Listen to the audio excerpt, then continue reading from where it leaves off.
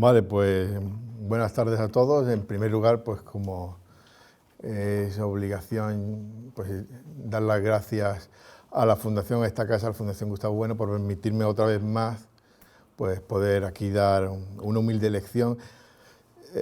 Dar también las gracias, como no, a Gustavo Bueno Sánchez, que ha pensado que tengo algo interesante que decir. Y bueno, y recordar también que pues la figura de don Gustavo Bueno Martínez y que pues, sigue presente entre nosotros, ¿no? Lo segundo, pues, es aclarar un poco el significado de la lección, ¿no? Desinfectando reliquias. O sea, algún despistado por ahí pues podía pensar con esto del COVID que vamos a hablar de hidrogel y escapularios, pero no. El término de desinfección o infección está tomado pues, del artículo de Bueno, Reliquias y Relatos, referente a Borrón. Bueno, ya entraré más adelante en esto, pero esa es la idea. Aquí de lo que vamos a hablar es de nosología de la historia, nosología de las ciencias históricas.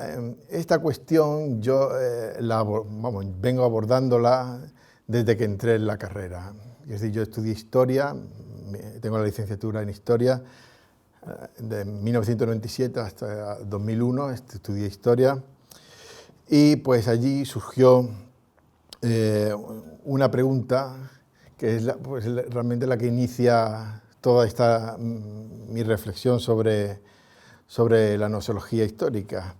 Una pregunta que surgió a raíz de un trabajo que nos mandó los profesores de historia antigua, ¿no? Pues habían cogido Heródoto y a Tucídides, lo habían troceado en partes y cada alumno teníamos que pues, estudiar y analizar cada parte. Pues una de las cuestiones que surgió es qué diferenciaba a Heródoto y a Tucídides pues, de los historiadores actuales, cuál es la diferencia. Bueno, quien dice Heródoto y Tucídides pues, podía ser Tácito y Polibio, pero en el caso nuestro era Heródoto y Tucídides. Y bueno, pues de estas discusiones pues, surgió lo que podríamos llamar pues, la filosofía espontánea de los historiadores. Eran básicamente, entre los profesores y mis compañeros, pues había 4 respuestas. Pues la primera era la reducción sociologista, o posmoderna entonces estaba, los años 90 estaba Lyotard, el posmodernismo por ahí funcionando, pues, y es la reducción al entorno social. Bueno, pues Heródoto y Tucídides pues, serían reflejos del mundo social de su época y el historiador actual también, y en ese sentido pues, no habría mucha diferencia. Uno era un discurso, el nuestro era otro discurso, y ahí se ecualizaba, ¿no? Es un reduccionismo postmoderno que no era tampoco mayoritario, pero sí había sus defensores. Después estaba vinculado al anterior, la segunda postura era un reduccionismo historicista. Heródoto y Tucídides pues, resultaban ser fase del desarrollo de la disciplina histórica.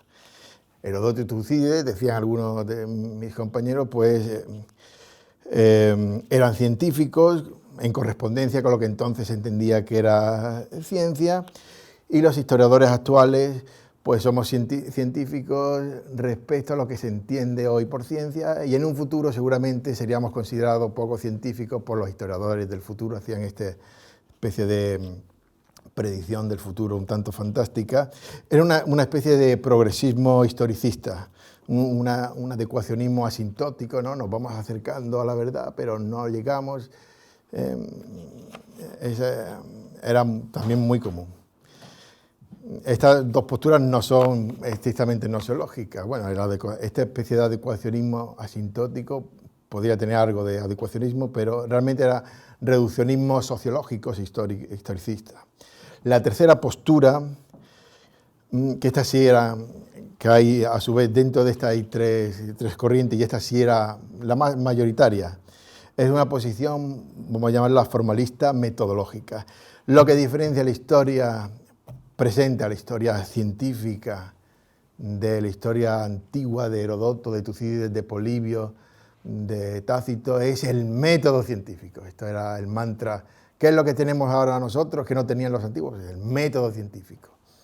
Bueno, ¿y qué es esto del método científico? Bueno, pues algunos no lo especificaban, era un poco de timo, habría que decirlo, porque no sabían lo que era, pero muchos sí se metían en harina y daban respuestas. Las respuestas que te daban, pues, el método, la primera respuesta, el método histórico crítico, el método era el método histórico crítico, la crítica. Era una, en el sentido epistemológico, ¿no? Una actitud y aptitud, realmente podría ser, porque la actitud te convertía en apto para, quiero decir, la actitud que tenías ante las reliquias de no ser escéptico, de dudar de todo, pues eso te permitía abordar el conocimiento de las reliquias, de los textos, de las fuentes. Realmente ponían el énfasis en la actitud crítica. ¿Qué era esto de la actitud crítica? Pues tampoco te decían mucho, era una especie de posicionamiento subjetivo ante las fuentes. Hay que dudar de las fuentes, hay que dudar. Bueno, vale, está bien, pero no había allí mucha más chicha de esta. La segunda, dentro de esta posición, pues otros ponían el énfasis en el método hipotético deductivo. Estos eran sobre todo prehistoriadores y arqueólogos. Es decir, el Departamento de Arqueología entonces en Málaga, bueno, y todavía creo que sigue dividido como en dos corrientes. Una, pues sí, que reclamaba pues, la utilización de la antropología cultural, muy interesante. Entonces lo que proponía es utilizar la antropología cultural como teorías que después se falsaban arqueológicamente. Es un falsacionismo, es decir, un teoreticismo claro. Esta corriente, justamente por ser, así estaba teóricamente mejor construida, los profesores de allí de Málaga pues la tenían bien asentada y la verdad es que tenía un potencial crítico, pues hasta cierto límite tenía un potencial crítico. Pues, y después el contrapunto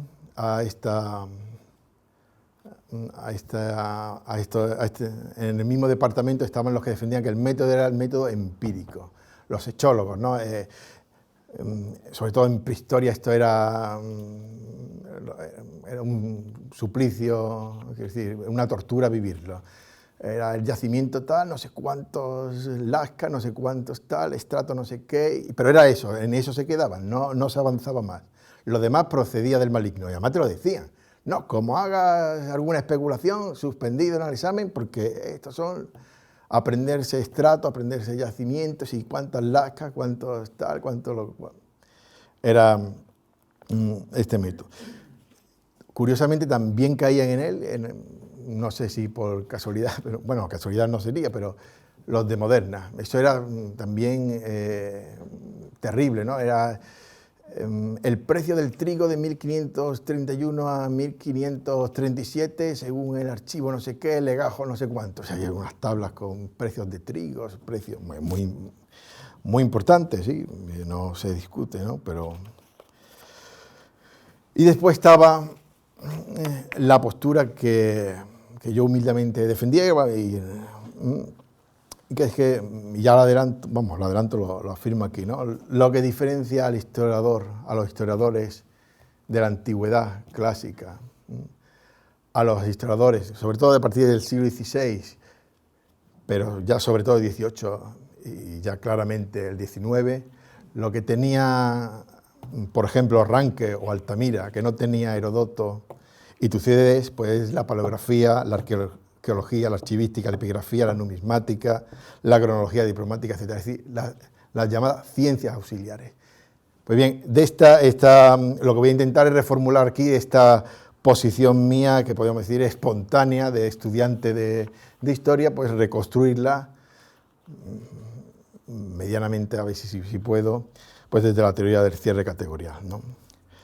Había otra que no se daba, que Pablo Mata me la hizo ver, pero yo no la encontré. Quiero decir, si esta clasificación pues somos sistemáticos, pues habría otra, pero que no aparecía, que es la ingenua, la de pretender que el pasado estaba ya dado, ya estaba ahí, y nosotros simplemente lo que tenemos que hacer es reconstruir, y que esa reconstrucción se adecue al pasado. Esa no la encontré.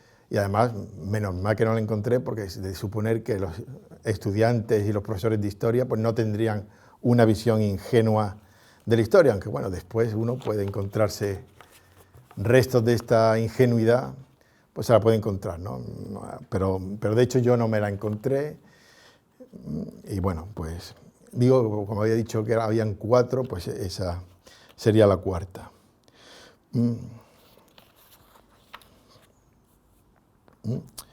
Bueno, pues partimos precisamente enfrentándonos a la posición que afirma de una forma u otra que la historia tiene como objeto el estudio del pasado. Bueno, la referencia es el texto de Bueno, ya lo he dicho, de Reliquias y Relatos, también bueno, el texto que tiene sobre Moradiellos, sobre la imparcialidad del historiador, pero bueno, es que toda la obra de Bueno pues se podría citar, si te pones a citar, ya saldrá alguno conforme vaya avanzando, ¿no? Bueno, la mayor parte de las posiciones pues, son epistemológicas, ¿no? Parten de afirmar la existencia de un pasado que hay que reconstruir, pero un pasado entendido como un objeto. No es que ya el pasado exista como tal, pero sí es cierto que es un sujeto el que tiene que reconstruirlo. Entonces lo que hay que buscar, pues las vías de acceso, y de hecho se utiliza así la expresión, vías de acceso al pasado. El pasado estaría allí, bien en un estado vago e indeterminado, y habría que acceder de alguna forma, reconstruirlo, sí, ciertamente, críticamente. Esto. ¿A partir de qué? Pues a partir de, bueno, nosotros diríamos referenciales, fisicalistas, pero lo más utilizado en historia, ¿no?, es el término de fuentes. Esta palabra tiene además 2 significados. Uno es atributivo, que conecta con el significado latino de fons, de fuente, ¿no?, de la fuente de agua, en el que el pasado estaría ya pues, dado casi como una totalidad atributiva, y la fuente lo que nos estarían transmitiendo ese pasado, serían el canal o el medio por el que nos llega el pasado. Aquí cabe detenerse, voy a detenerme un pelín, porque hay que precisar algo. Esta concepción, que está criticada por Bueno en Relatos y Reliquias, ¿no?, de que las fuentes como enviándonos mensajes, digo parece porque ahora entraré un poco en ella, que de algún modo es aceptada en un artículo que tiene Bueno que se llama Información y Causalidad, que apareció en el monográfico El concepto de información en las ciencias naturales y sociales. Está compilado por Carmen Caffarel en 1996, una compilación. Ahí dice que esa reliquia, sobre todo los relatos, los documentos escritos epigráficos, que cita Bueno en el artículo, nos transmiten información. Ahora bien, esta contradicción no es tal por 2 presupuestos. Bueno afirma, y lo dice literalmente, ¿no?, que la información se transmite de generación en generación porque se realiza a partir de huellas escritas grabadas en materias extrasomáticas. Pues estas huellas escritas y grabadas en materias extrasomáticas pues son las reliquias, claramente. Y además, Bueno se está ahí postulando una idea modular de información, que la idea que propone Bueno es la idea cuaterna. No sé si conoce, el artículo me parece que no está subido a la web, pero propone Bueno una idea cuaterna, una idea modular de información, en la que tendremos un sujeto sistema emisor, E, un mensaje K, un medio M y un sujeto sistema receptor R, entre los cuales se produce una reproducción isomórfica, y distributiva, que además debe ser verdadera. Dice Bueno que si el mensaje no es verdadero, pues no hay auténtica información. Pues bien, dado estos presupuestos, pues queda aclarado la aparente contradicción, ¿no? Porque al historiador dados estos presupuestos, queda aclarado el motivo por el que no puede entenderse a los mensajes como referenciales del historiador. Esto es lo que quería decir. Ya que lo que el historiador tiene no es la cuaterna, tiene a lo sumo un medio con un presunto mensaje, la reliquia, y lo que hay que reconstruir es tanto el sujeto sistema emisor, el emisor, como el receptor. Así como a partir de ellos componerlos con otros referenciales, operar con ellos, establecer relaciones, formar términos, establecer fenómenos, esencias, etc., ¿no? Es decir, reconstruir la cuaterna. Entonces, Es decir, establecer la verdad del mensaje, porque el mensaje podría ser falso o no ser siquiera un mensaje. Solo entonces la información será verdadera, pero esa verdad será resultado, será una identidad sintética, y no el inicio lógico, nosológico. Es decir, en un artículo de Relatos y Reliquias, Bueno está tratando de nosología de la historia y, por tanto, los presupuestos para la construcción de verdades históricas. Y en otro está estableciendo una idea modular de información en el que esas verdades históricas ya se dan por presupuestas, se dan ya por construidas. Son cosas distintas. Hay, por lo demás, seguimos hablando de fuentes, ¿no? Otro modo distributivo de entender las fuentes, que quizá no aparece citado por los historiadores, pero quizás sea el mejor candidato para reconstruirlo nosológicamente, ¿no? Es el que procede no de fons, del latín, sino de fondre, del francés, de fundir, ¿no? De las fuentes tipográficas. Pues las fuentes podrían reconstruirse la idea de fuentes, ¿no? Como las piezas que el historiador utiliza pues, para componer el pasado. Esta idea pues, sería interesante reconstruirla. Bueno, también se utiliza mucho el concepto de documentos, que viene de docere, enseñar, y estamos ante el mismo problema de la idea de fuente, ¿no? Que marca la idea de transmisión de mensaje del pasado, pero además está centrada en lo escrito, pero no todo vestigio del pasado está escrito. Me he encontrado también en Nikolai Hartmann, en el libro El problema del ser espiritual, que propone, además de los documentos y vestigios, como materiales, como referenciales del historiador, propone las costumbres, modas y tradiciones. La crítica a esta concepción no es tanto que al historiador no le pueda interesar pues, las costumbres, modas, tradiciones, que por supuesto le interesan, sino que el problema es estrictamente nosológico. Las costumbres y modas no son corpóreas, este es el problema, y como tales no pueden actuar como referenciales. Es cierto que a partir de los referenciales que están insertos pues, en esas costumbres o en esas modas, podemos reconstruir la costumbre, quiero decir, podemos establecer dialécticamente una reconstrucción. Un ejemplo, los bustos de matronas romanas, ¿no? Donde vamos viendo el cambio de peinado. Pues lo que estudia los referenciales no es la costumbre, son esos bustos que podemos clasificar, datar, establecer secuencias, y entonces a partir de ahí podemos decir, bueno, pues la moda cambia o va cambiando o tal, pero como tal la costumbre, no podemos acceder a la costumbre como referencial fisicalista, ¿no? Podemos reconstruirla, eso sí.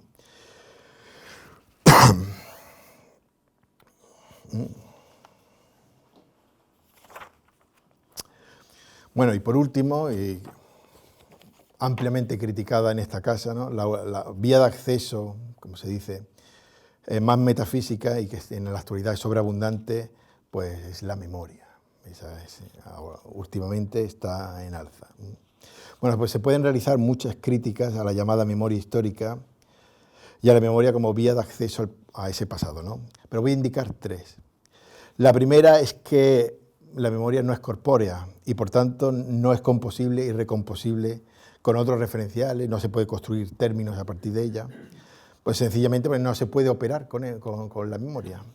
La segunda es que es insegregable como tal memoria del sujeto operatorio, permaneciendo siempre infecta, en acto, aun supuesto que sea una memoria del pasado, ¿no? La memoria es siempre memoria de un sujeto. Y la tercera, que en relación con la anterior, es que es incomunicable en el sentido escolástico, de estar a la vez en dos cosas al mismo tiempo. En fin, esa es la idea. Está común en dos objetos pues, al mismo tiempo, ¿no? Permanece en la concavidad, diríamos, del sujeto.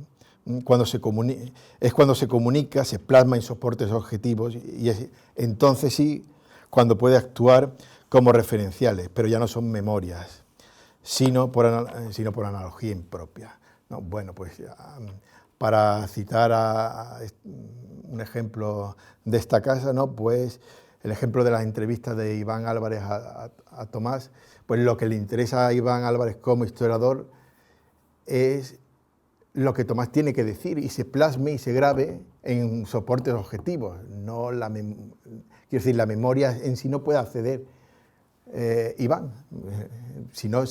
Y es cuando se plasma en grabaciones, cuando además pues otros pueden constatar, pues mira, pues esto que dice es cierto, ¿no? Se puede componer con otras reliquias, como pues en el periódico de la tal fecha aparecía esto y no. Pero la memoria en sí misma no se puede estudiar. Se puede estudiar cuando se plasma en soportes objetivos. Esta es la importancia. Bueno, pues desde nuestra posición, la historia, la ciencia histórica, y bueno, ya veremos si es ciencia o no, reconstruye el pasado a partir de reliquias, relatos, vestigios, aunque de luego no se queda en la inmanencia, como dice Gustavo Bueno, de esas reliquias. Como dice Bueno, esas reliquias deben ser pobladas por fantasmas. Bueno, y aquí hay que recordar algo que sin duda Bueno tenía, yo creo que tendría presente, y es que el término fantasma es un término técnico de la escolástica. Recordemos que fantasma se denominaba fantasma a la especie o imagen de la cosa.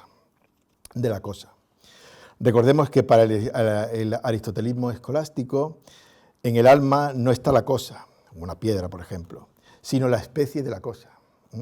La piedra. Los fantasmas son las imágenes retenidas por los sentidos externos. Y como tales, decían los escolásticos, que el fantasma estaba caracterizado por 3 notas. La primera, la similitudo rei particularis, esto es, era siempre de un particular, no de un universal. La segunda, que existe en y a través de los órganos corporales, aquí está el racionalismo del catolicismo funcionando. Y tercero, pues que sobre estos fantasmas actuaba el entendimiento agente, también entendido en el catolicismo como un entendimiento agente individual, no colectivo, como al estilo musulmán, ¿no? Bueno, pues se diría que Bueno invierte la idea escolástica de fantasma, desprendiéndola del enfoque epistemológico de esa distinción sujeto-objeto. El fantasma no es la imagen que impacta en el sujeto para que el entendimiento agente interno opere mentalmente sobre ella.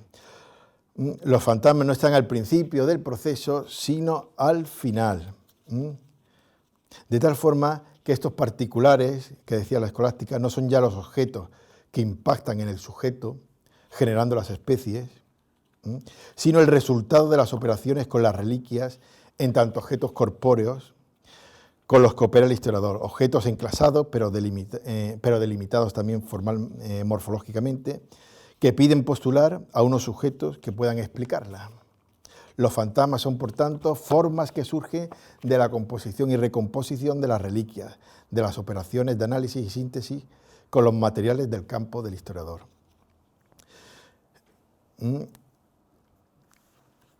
Este es además un ejemplo de algo que Bueno, en la lección sobre finalidad, yo creo que es la tercera, si no recuerdo mal, que le dijo a Tomás en la parte de las preguntas, de las respuestas, que Bueno, que decía que los términos no tenían por qué tener referenciales. Bueno, los términos no tienen una correspondencia biunívocamente a un referencial. Un ejemplo, claro, Napoleón como término histórico. Pues de Napoleón no hay referenciales. Bueno, los restos que hay en los Inválidos no es de París, son restos de Napoleón, pero no es el Napoleón histórico. Los referenciales son los documentos que salieron de la Cancillería, los recuerdos de los generales que estuvieron con él, lo que dicen el enemigo sobre Napoleón, y sobre él podemos reconstruir pero el término, digamos, Napoleón, pero Napoleón como tal no hay un referente fisicalista, porque los huesos de Napoleón no son el Napoleón histórico, claramente. Ahora bien, y este es el núcleo del problema nosológico de las ciencias históricas, de la disciplina histórica, y el único que lo ha subrayado, y hay que aquí decirlo claramente, el único que lo ha subrayado ha sido Gustavo Bueno, Además lo dice, él mismo lo dice en el artículo del Basilisco, de Relatos y Reliquias, es remarcar que a su vez esas reliquias deben ser detestadas como tales reliquias. Esta es la clave crítica. Partimos, como hemos sugerido, del actualismo hiperrealista, por el cual, por ejemplo, el archivo de India no es un conjunto de documentos que nos remitan al Imperio Español, son restos del Imperio Español. Este sería un ejemplo de hiperrealismo. Están ciertamente incorporados al presente y lo son además como partes formales, en el sentido de que, bueno, pues un imperio sin archivos, sin documentación administrativa, pues no puede existir. Bueno, pues supuesto esto, hemos de justificar cómo en un presente actualista, valga la redundancia, se detectan dichas reliquias, dado que en él las reliquias y lo que no son reliquias aparecen entretejidos o entremezclados.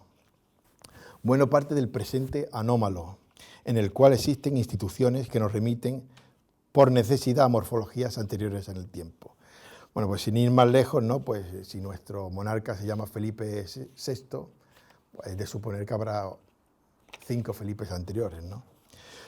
Bueno, ocurre igual con la institución que pone el propio don Gustavo, la institución familiar, ¿no? Dentro de la familia hay abuelos, padre, hijo.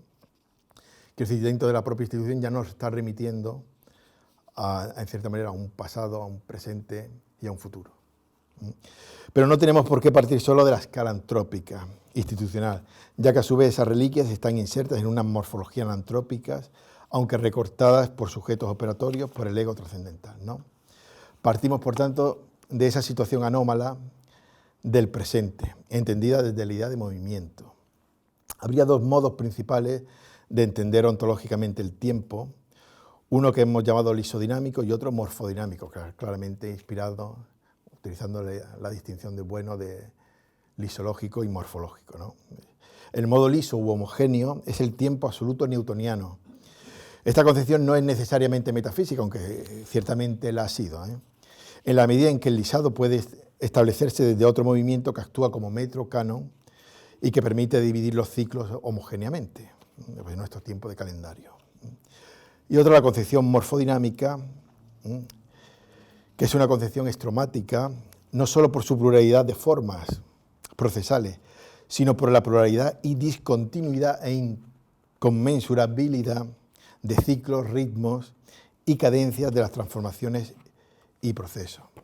Así constatamos a nivel de los estromas antrópicos como anantrópicos que existen ritmos y ciclos distintos que necesariamente piden para su explicación postular formas previas que las preceden.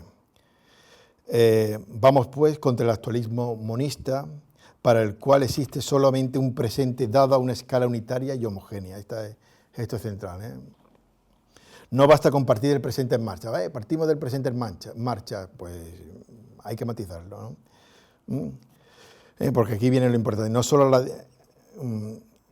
solo que ese presente en marcha tenga distintas escalas, sino que son escalas anómalas y contradictorias entre sí, incompatibles y de algún modo podríamos decir paradójicas. Algunas paradojas, pues yo he puesto aquí, por ejemplo, la Constitución de 1978.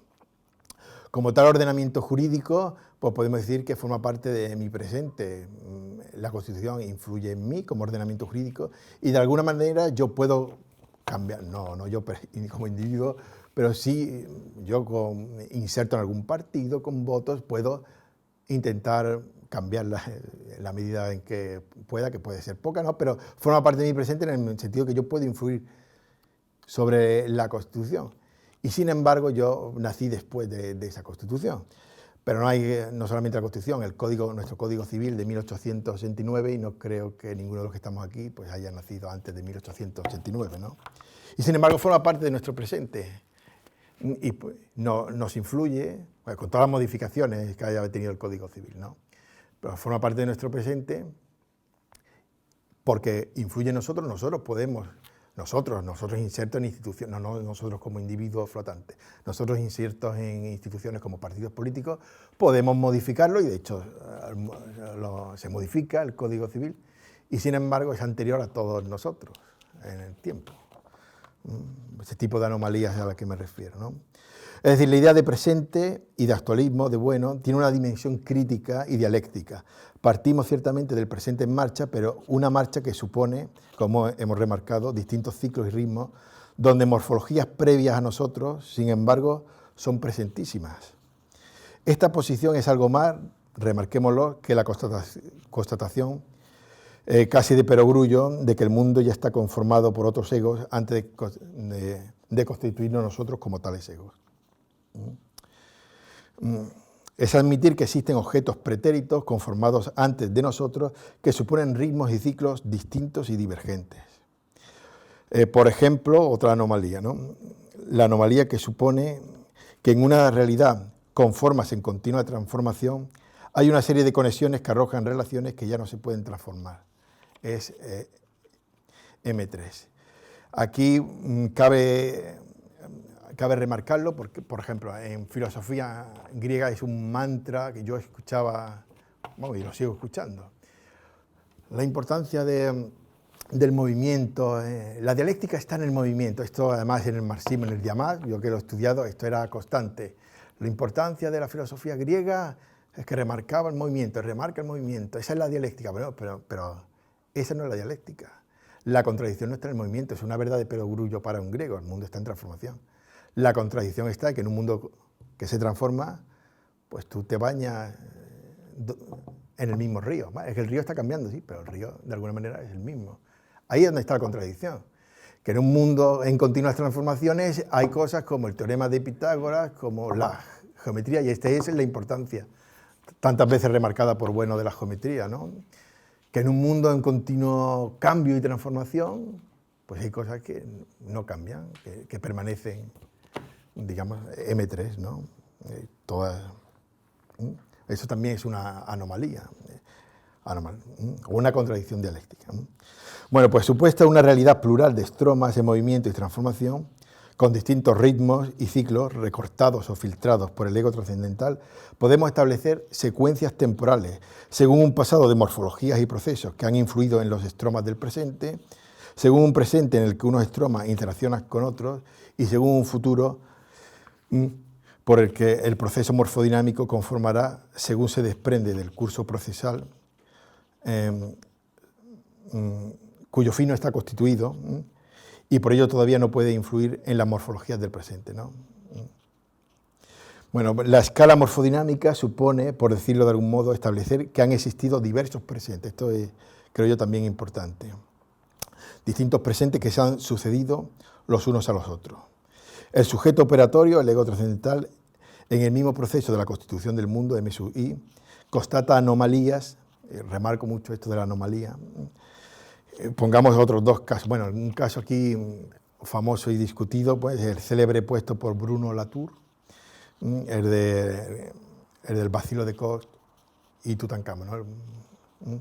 Si se plantea el problema al modo sustancialista, del tipo de preguntarnos si el bacilo era real antes de ser descubierto, pues no salimos del atolladero. Eso es un camino, yo creo, que no conduce a ninguna parte. Ahora bien, si se plantea desde las coordenadas procesuales, y la idea de bueno de anomalías del presente, la cosa empieza a tener otro cariz, otro matiz. Así, en nuestro actualismo pluralista partimos de un presente en el que constatamos reliquias que nos llevan a postular que el bacilo de Koch, que fue descubierto en 1882,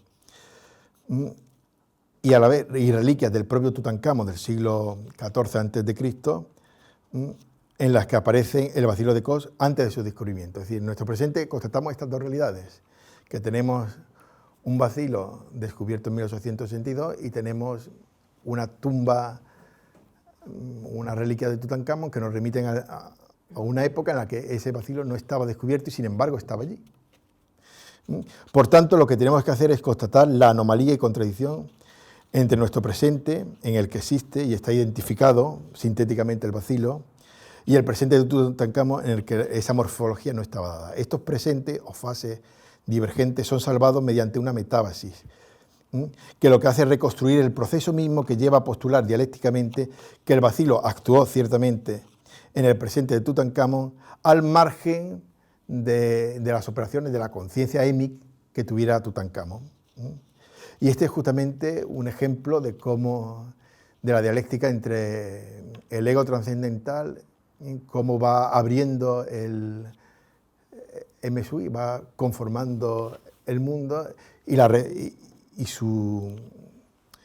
cómo nos remite a la materia ontológico trascendental. El vacilo actuó, aunque su morfología quedó oculta para los sujetos del Antiguo Egipto, quienes dieron otro significado, conceptualizaron lo ocurrido de modo distinto, lo que fuera, ¿no? Una maldición o lo que fuera. Y esto lo podemos hacer desde nuestro presente, en el que el vacilo de Cos ya ha sido constituido como una verdad en biología. Así que la cuestión es siempre dialéctica, ¿no? La cuestión de preguntarnos si existía o no existía antes de...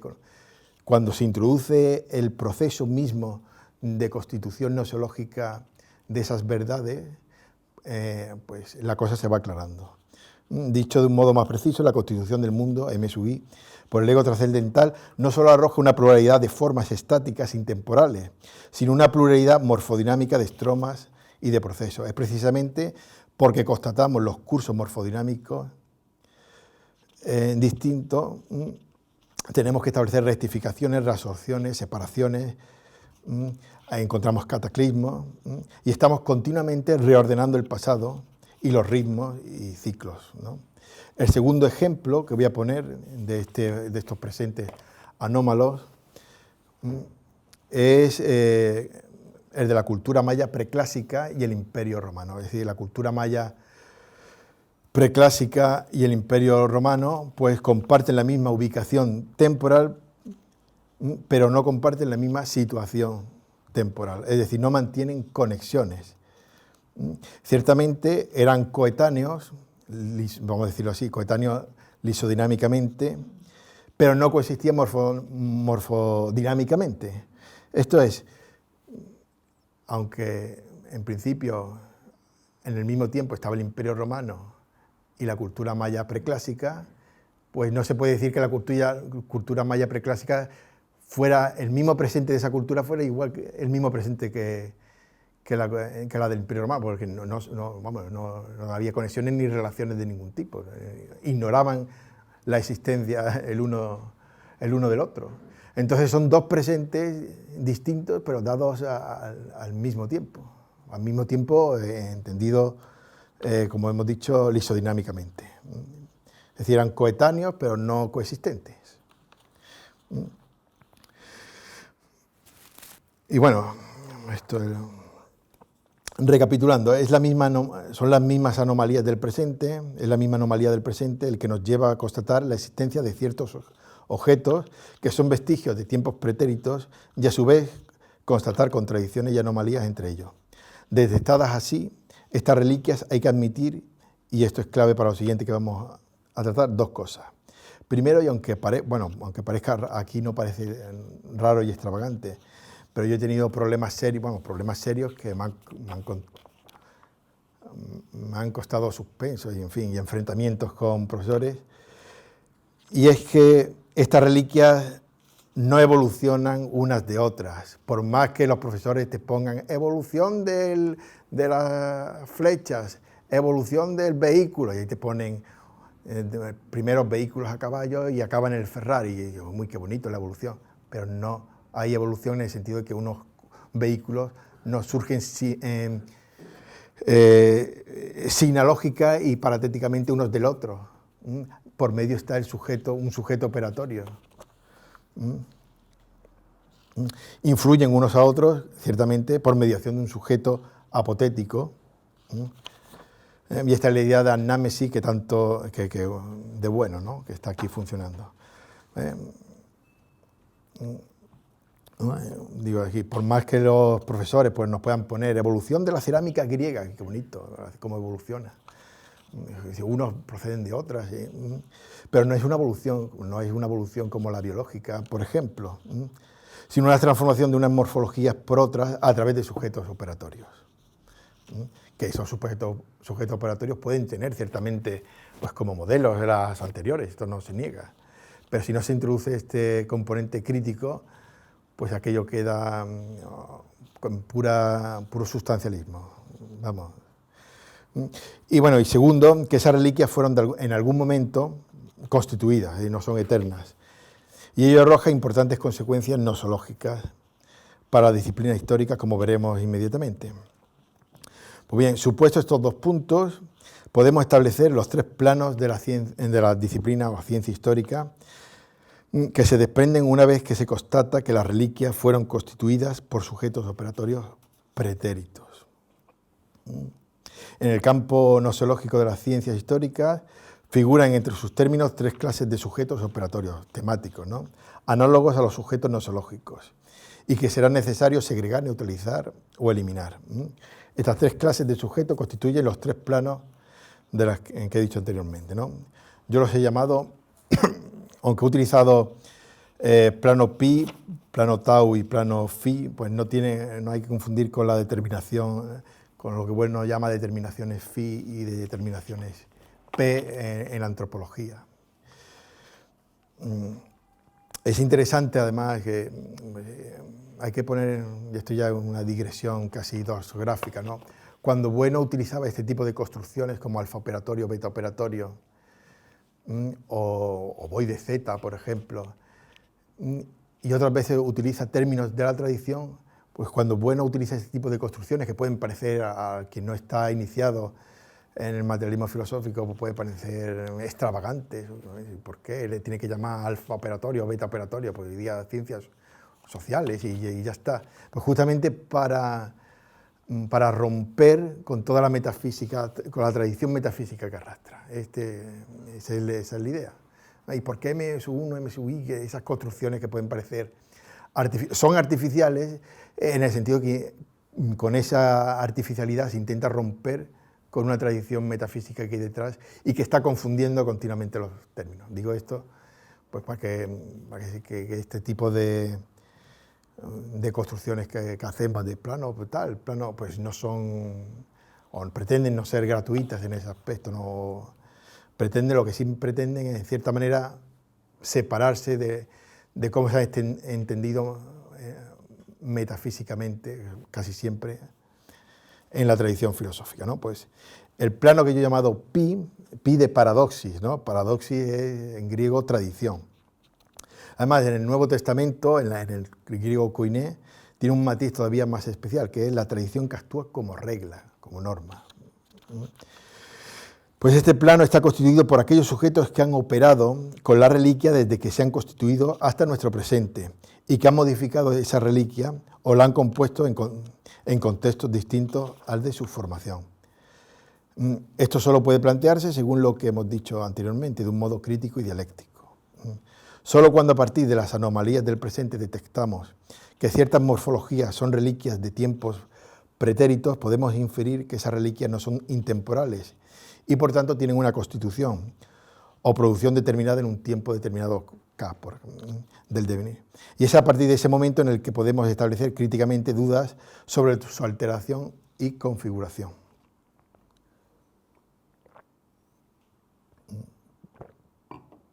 Siguiente, el plano que yo he llamado tau, de Tecton. De Tecton es el trabajador, aquel que trabaja con materiales duros, con bultos, pues en el Nuevo Testamento se afirma que Jesús y José, ¿no?, eran tecton, que se traduce como carpinteros, pero no es arquitecto. No digo como carpintero, no era carpintero. La traducción mejor es trabajador con materiales duros, ¿no? Un arquitecto, pues el jefe de los tecton, de los que trabajan con materiales duros.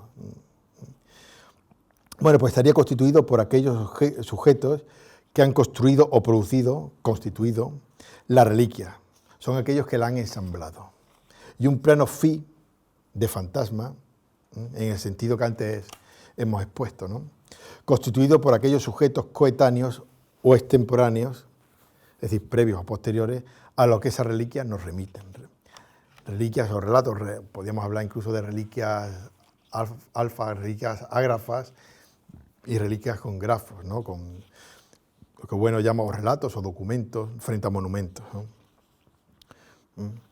Bueno, estos tres planos no son fases metodológicas que el historiador tuviera que recorrer algorítmicamente. Tienes que empezar por aquí y tal. A veces, como en algunos manuales que se llaman de metodología histórica, que más o menos pues siguen una exposición que puede coordinarse con lo que yo he dicho, ¿no? Pero ven por fases, pues no son fases. Son planos que a menudo se solapan, se saturan, pero que siempre están entretejidos, son disociables pero no separables. Bueno, y con esto criticamos de lleno, o entramos un poco a criticar el concepto de ciencias auxiliares de la historia. Y es que desde el punto de vista nosológico estas disciplinas no son, son internas a la historia. No son, como a veces se han entendido, ciencias externas, suponiendo que sean ciencias, porque realmente son técnicas, la mayoría de ellas son técnicas, externas al historiador, y bueno, que cuando el historiador no puede o tiene alguna dificultad, pues recurre a ellas, que a veces, bueno, así es como muchas veces se presentaban en la carrera, ¿no? Bueno, de este modo, esto se supone al modo clásico epistemológico que las ciencias auxiliares pues serían algo externo, y cuando no se conoce algo, pues en el sentido de teoría del conocimiento, serían como externalidades del conocimiento. Y esto tanto se entienda en el modo tradicional de subordinado, bueno, las ciencias auxiliares están subordinadas a la historia. La FETEN, la verdadera ciencia es la historia, y las demás pues son algo menor, ese es un modo de entenderlo. Y otra es la que podemos llamar separatista, son las que se intentan salirse de la historia. No tenemos nada que ver, no tendríamos nada que ver con la historia, nosológicamente no tendríamos nada que ver. Por ejemplo, la arqueología, ¿no? Ahora hay facultades de arqueología y yo tengo amigos arqueólogos que te dicen, no tenemos nada que ver con la historia, somos otra cosa aparte, pero no, hay vínculos nosológicos para decir que sí. Bueno, podemos reconstruir ahora la distinción entre llamada historia y ciencias auxiliares como la distinción entre unas disciplinas técnicas o tecnologías que buscan construir identidades sintéticas, esquemáticas o configuraciones a partir de los planos que yo he llamado pi y tau. Por eso he llamado a la conferencia en torno a la historia configuracional, a esta lección sobre la historia. Cuando yo utilizo el término historia configuracional me estaba refiriendo a esto. Bueno, voy a centrarme, por ser este el tema de la lección, en el plano pi, que es el plano de la infección, o mejor dicho, el plano nosológico en el que se intenta eliminar, neutralizar o segregar a los sujetos que han operado con las reliquias tras su constitución. Este es el proceso de desinfección al que aludíamos anteriormente. Es sabido que el término infección lo ha utilizado don Gustavo Bueno en su artículo Relatos y Reliquias, y aquí vamos a precisar en qué sentido ha de entenderse pues este término, dada la tradición filosófica que hay detrás. Bueno, pues primero, infección pues se ha contrapuesto, que se llama el modo habitual, ¿no?, a afección. Infección es infacere en latín, el hacer interno, y la afección es ad facere, el hacer hacia algo, es externo, ¿no? La infección en este sentido denominaría las transformaciones que afectan al entorno de la cosa, y este es el sentido de la medicina, y bueno, ahora con el COVID pues la infección está a la orden del día, ¿no?, desgraciadamente. Este sentido pues nos lleva a la dialéctica interno-externo, confundida con la dialéctica objeto-sujeto, y sobre todo además cuando hay un uso ya menos, pero sí es muy, bueno, la infección ideológica, ya sea pues está infectado de fascismo o de marxismo, ¿no? En los años 40 hay estudios psicológicos de gente infectada por marxismo, pero es que ahora después, gente infectada, el fascismo sería casi una infección que uno tuviera, una enfermedad, un virus que ha cogido, se utiliza. Bueno, pues la segunda, esta no es la forma en la que lo utiliza Bueno. La segunda es que infección se contrapone no a afección, sino a perfección, en el sentido de Marco Terencio Barrón, que es el que recoge Bueno, ¿no? Esta vinculación con el fin constitutivo es la que predominó en la escolástica. Santo Tomás de Aquino definía perfección como aquello que está total y absolutamente hecho, absoluto en el sentido de absuelto, ¿no?, desligado. de otro fin. Así lo que está sin acabarse o aquello que se está produciendo, utilizándose en el curso de operaciones y acciones, puede decirse que está infecto, sin haber alcanzado su fin constitutivo. Recordemos lo que defendía Bueno, con razón, y es que las operaciones suponen los fines y las normas.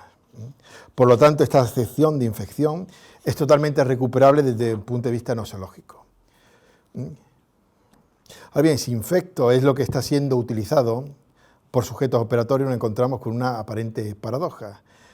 Y es que parece un contrasentido hablar de desinfectar reliquias infectas, porque por definición se diría que, si no todas, al menos muchas de ellas están ya acabadas y ya no se utilizan.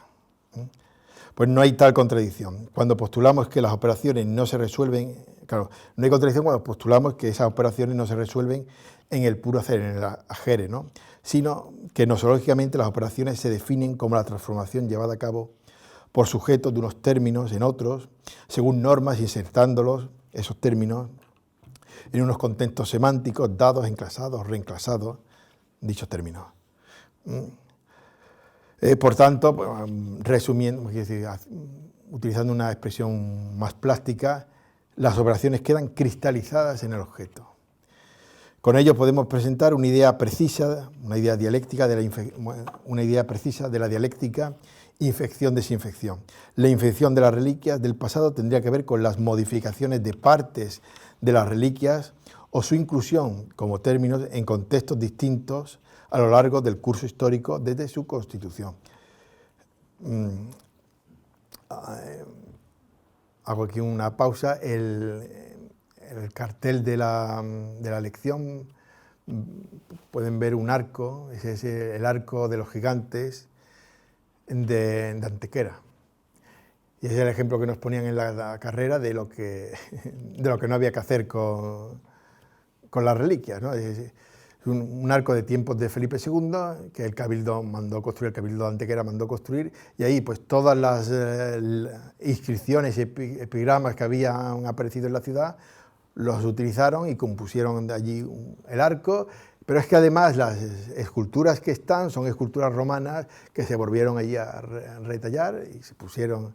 Es una composición hecha con reliquias y como tal, pues se puede decir, está infecta en el sentido que pues, está allí utilizándose y el arco pues es en principio indistinguible de las farolas y del que hay al lado y del camino y tal.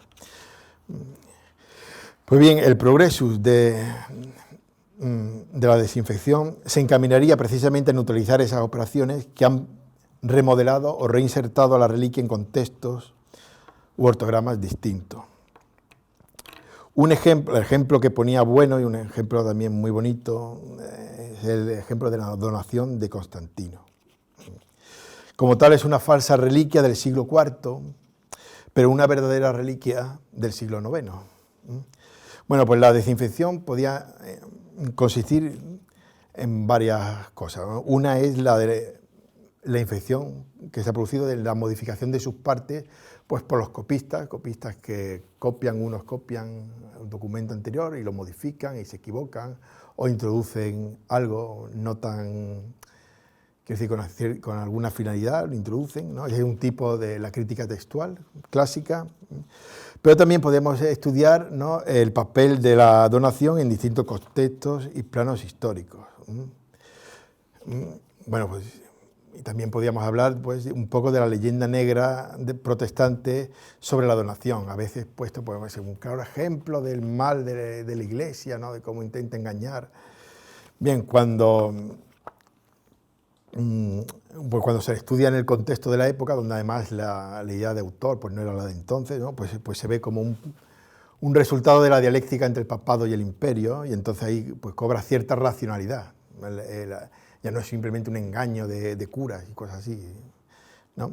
Ahora bien, lo destacable de este ejemplo que he puesto, lo destacable nosológicamente, es que tanto el papel de la donación en el siglo IX como en los siglos posteriores forman parte indirecta, como dice Bueno, de la propia disciplina histórica, es decir, la historiografía forma parte del campo de la historia, ella misma. Eso es distinto, el químico no tiene por qué saber historia de la química, no tiene. puede saberlo y está muy bien que lo sepa, pero no es necesario. Sin embargo, el historiador no puede abstraerse de esta historiografía y de hecho es así. Quiero decir, lo primero que hace un historiador es la revisión historiográfica, ¿no? Bueno, ¿qué han dicho otros y cómo se ha utilizado esa reliquia, esos documentos del pasado? Bueno, nos centraremos, por tanto, en el plano pi del que he hablado, en la que tenemos distintas situaciones nosológicas merced al grado de neutralización, segregación o eliminación de los sujetos pi, que llaman. Situaciones beta, situaciones en las que aparecen como términos propios del material el sujeto, esos sujetos, y situaciones alfa, ¿no? Situaciones en las que dicho sujeto pues no aparece, digamos, no aparece el sujeto infeccioso, vamos a llamarlo así. De estas situaciones pues hay distintos estados que son los que voy a narrar. Me hubiera gustado hacer un cuadro, pero al final el tiempo pues no he podido por cuestiones personales, pero vamos, lo voy a ir relatando. El estado beta 2, que es cuando las operaciones de los sujetos temáticos, lejos de eliminarse, se requieren constantemente y de modo presente en el curso de las operaciones. Es el estado de máxima infección, es la infección en marcha, podemos decir. Las reliquias no fungen como objetos del pasado, sino como objetos del presente en marcha. En ese sentido, pueden ser indistinguibles del resto de objetos presentes y solo críticamente, dado el presente anómalo del que hemos hablado, pueden reconstruirse como reliquias que están sufriendo un proceso de infección. Otro ejemplo que puede poner, yo me crié en Estepona, yo soy de Málaga, pero vamos, me crié en un pueblo de Málaga, de la provincia de Málaga, y allí nos contaba un alcalde de CDS que ya ha fallecido, que era profesor, además divulgador de historia, nos ponía además un ejemplo.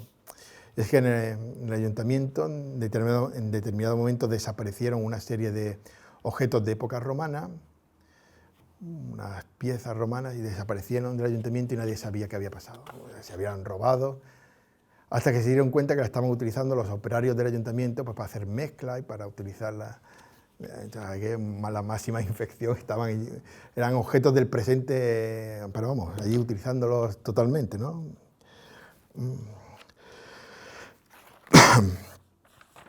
¿Acaso la situación beta 2 nosológicamente más interesante es la del arqueólogo que está excavando?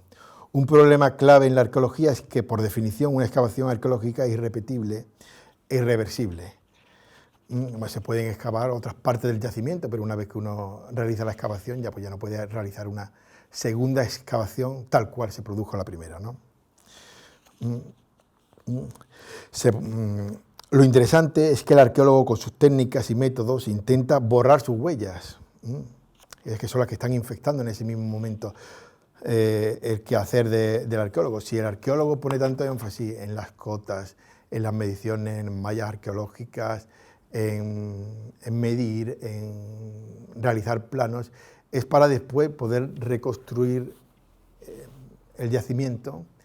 Y ahí hay un bonito ejemplo de identidad. Se presupone, hay que presuponer, si está bien hecho, que el yacimiento del artículo es idéntico al yacimiento que se ha excavado.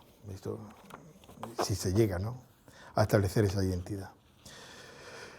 El estado beta 1 es el estado en el que nos desprendemos del curso práctico del presente, prudencial, para pasar a contextos envolventes, ya sea estructurales u operacionales, de las operaciones que han determinado a esa reliquia durante el curso histórico de su constitución. Y aquí vamos a ver las subpartes que hay, ¿no? El beta 1 o 2, las operaciones aparecen determinadas por operaciones pasadas. Es el estado de los usos pasados de estas reliquias, es el estado centrado en la transmisión, en la forma de transmisión, cómo se ha transmitido de generación en generación, si es que se ha transmitido esa reliquia.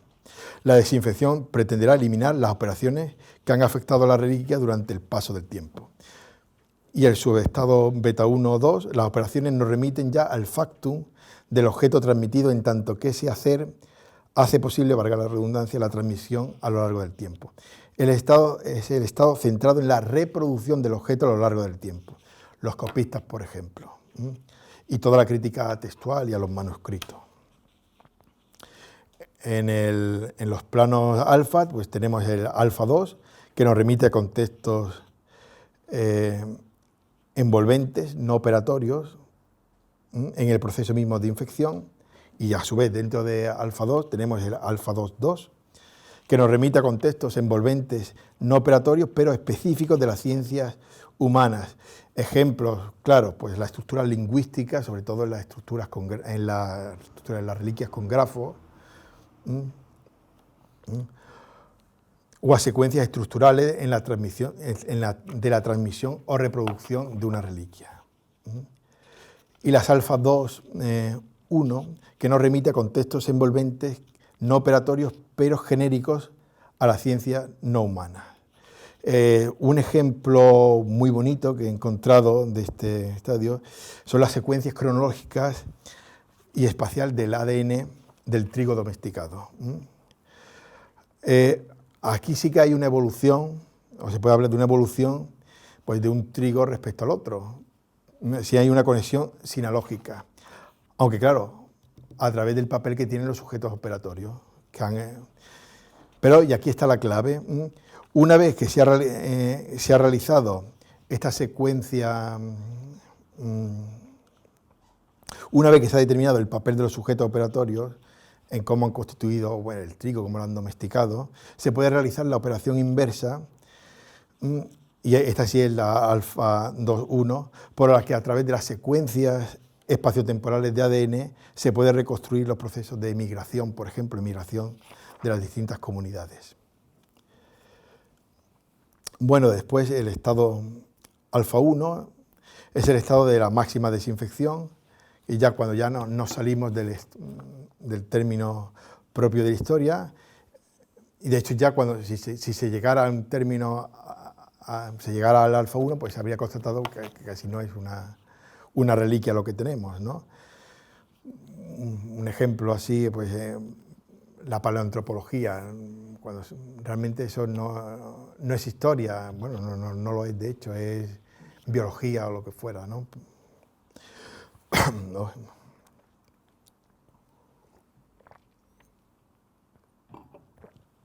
Bueno, como hemos dicho, hemos llamado a las disciplinas históricas que se dedican a la desinfección de las reliquias historia configuracional.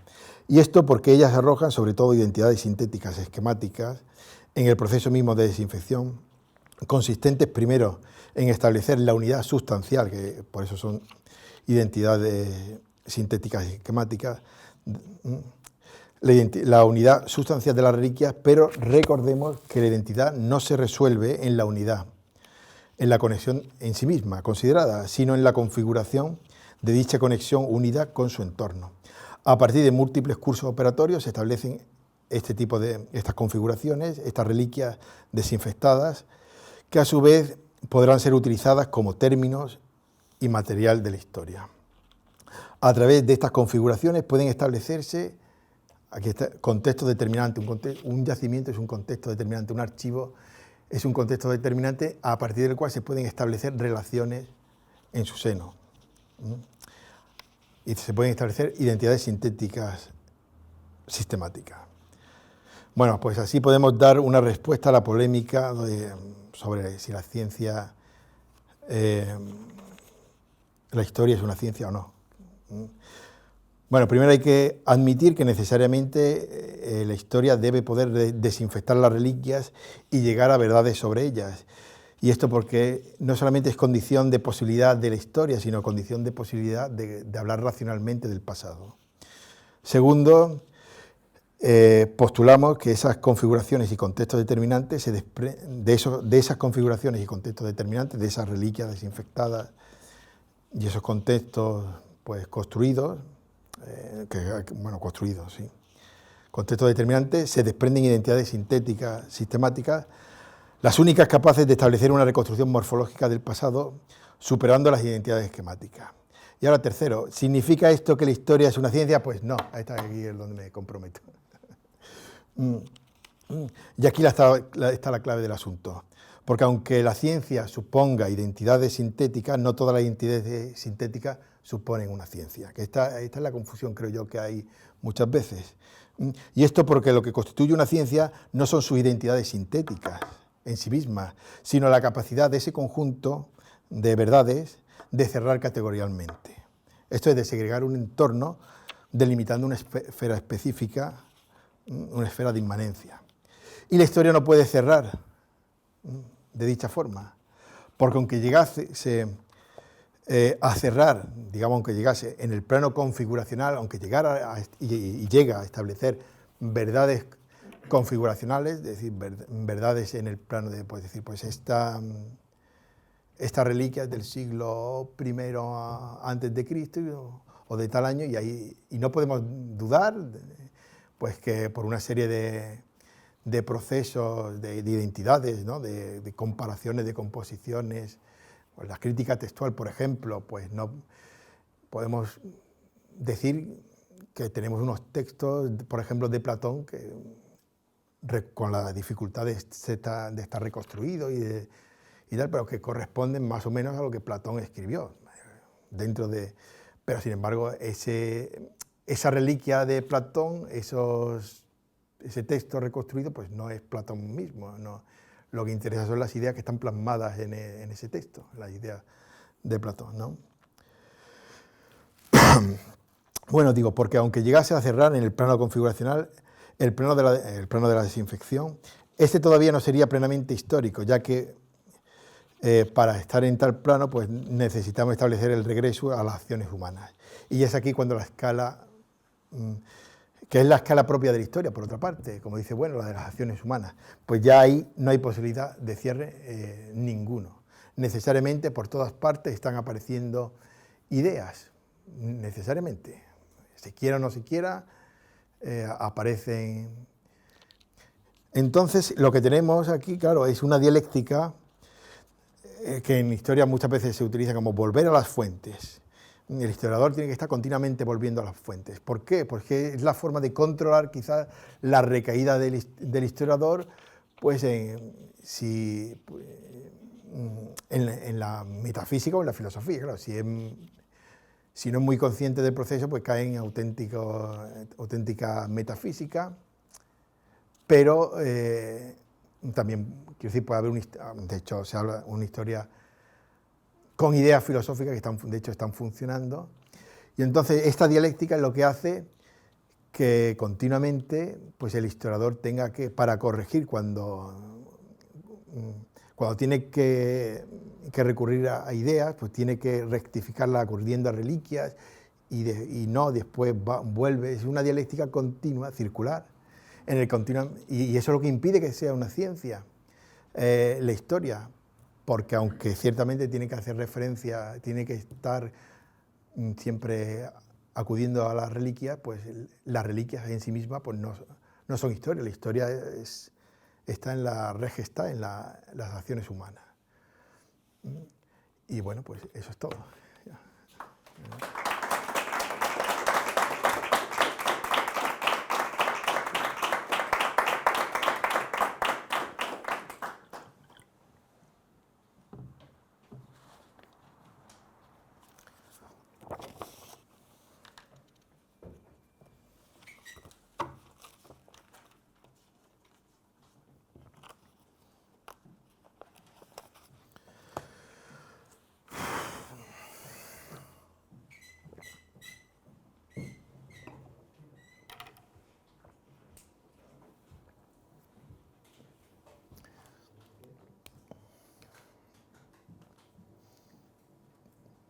Se queda uno con la garganta.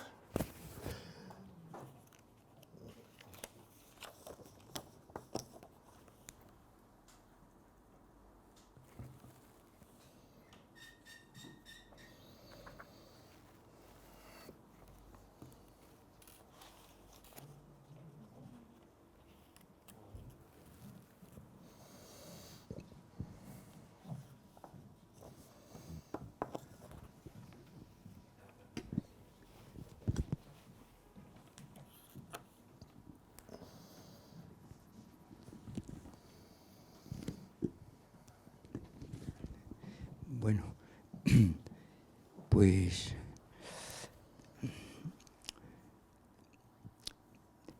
en primer lugar, lo primero,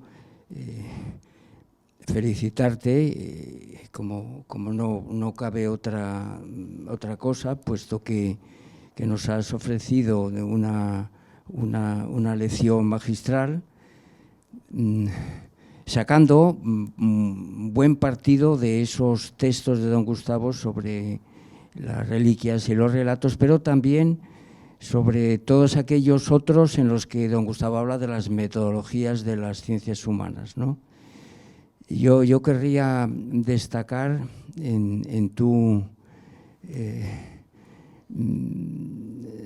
de tu exposición, bueno, pues claro, esa cantidad de referencias en las que pues nos has hecho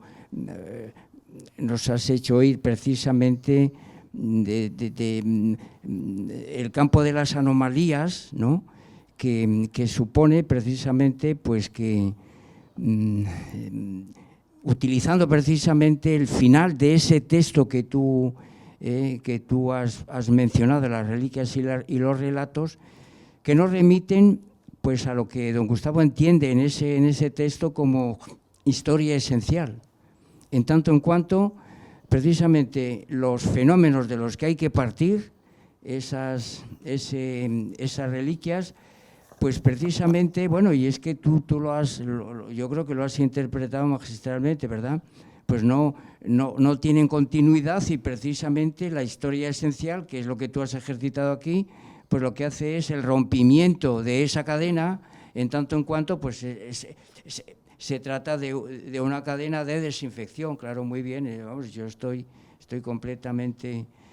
Luego, desde luego, el ejemplo que has puesto de la donación de Constantino, yo aprovecho sencillamente para, me ha venido a la memoria, además de la referencia que hace don Gustavo, el trabajo de Pedro Insua, sobre, bueno, pues nada, preguntarte también por qué te parece ese trabajo, donde él lo pone como un ejemplo de lo que él llama basura. Bueno, que reinterpretes tú desde estas coordenadas que acabas de ofrecernos aquí esa noción de basura historiográfica, ¿verdad?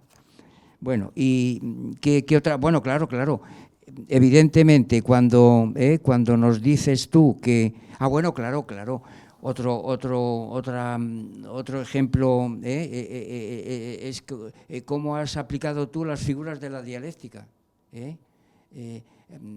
vamos, sencillamente para reinterpretar las anomalías. Pues estupendo, vamos, yo te lo valoro, vamos, sobremanera, ¿verdad? Y luego, pues cuando has dicho que esta nomenclatura de don Gustavo, lo suscribo plenamente, va dirigida precisamente contra el pensamiento metafísico, los planos alfa y beta, contra la metafísica dicotómica, esas clasificaciones de ciencias sociales, ciencias naturales, todo eso es dicotomía pura. Y entonces él dice, en todas las ciencias hay metodologías alfa y beta. En el caso de las ciencias humanas, la historia es una de ellas, precisamente todo eso se resuelve en el plano beta, con independencia de que podamos llegar a alfa 1. Pero él mismo lo dice, ahí entonces eso deja de ser ciencia humana para ser ciencia natural. Claro, es otra cosa, ¿verdad? Bueno, así que yo esto te lo valoro como grandes hallazgos que has hecho tú. Y en todo caso, además de esta pregunta que, como sabes muy bien, hemos tenido con Pedro Insua, pues diálogos muy fecundos, muy interesantes sobre este asunto, pues me gustaría saber tu punto de vista, claro, porque viene muy al cuento a propósito de Constantino, de la donación de Constantino. Bueno, entonces, claro, la otra pregunta es precisamente cuando has hablado tú de los peligros del sociologismo, preguntarte que a pesar de esos peligros, en el primer volumen de la teoría del cierre categorial, cuando don Gustavo hace un recorrido por los enfoques, pues tampoco es que él considere que el enfoque sociológico haya que desecharlo completamente, ¿verdad? Esto es nada, pues... y tampoco el enfoque histórico. Si en la historia es absolutamente central, pues nada, ver tu punto de vista otra vez acerca de cómo reinterpretas tú la necesidad del recurso a estos enfoques, ¿verdad? Y luego ya finalmente la última de las preguntas que me gustaría que tú te pronunciaras, otro de los grandes textos, esto ya pertenece al año 81, 81 yo creo, El individuo en la historia, otro texto monumental en el cual don Gustavo, precisamente partiendo de un fragmento de la poética de Aristóteles, pues llega precisamente a poner a Aristóteles, y entonces pues yo aquí también te hago la siguiente pregunta, que conocer tu valoración, que sería el primero en llamar la atención del peligro de esos historiadores que creen que todo tiene que resolverse pues en el plano alfa, olvidándose de que lo que la historia tiene de verdadero pues ocurre precisamente en el plano beta, necesariamente. Son verdades fenoménicas. El cierre es fenoménico, no puede ser nunca un cierre categorial como tú lo has indicado, ¿verdad? Y entonces, precisamente, pues nada, este otro texto, tú has dicho que hay muchísimos textos de don Gustavo, es que realmente cuando tocamos un tema cualquiera, pues vemos que las referencias a los escritos de don Gustavo es que son, vamos, impagables, son, vamos, abundantísimos. Y en el caso de la historia, pues aquí hemos sacado ya, fíjate, una cantidad de ellos de... Nada, esto, ¿no? Enhorabuena, Esquinas, y pues saber tu punto de vista sobre estas consideraciones que me parece que bueno, pues que tienen su importancia al mismo tiempo, pero también volver a repetir pues el gran trabajo que has hecho, las aplicaciones que has sacado, y vamos, que como estos textos de don Gustavo pues realmente son oro puro, pues tú has entrado ahí a ellos y has visto ahí, has sacado a relucir ese brillo. Pues nada, enhorabuena, José Ramón. Gracias. A ver, yo, el texto es un texto que está publicado, ¿no? El de Pedro Insua.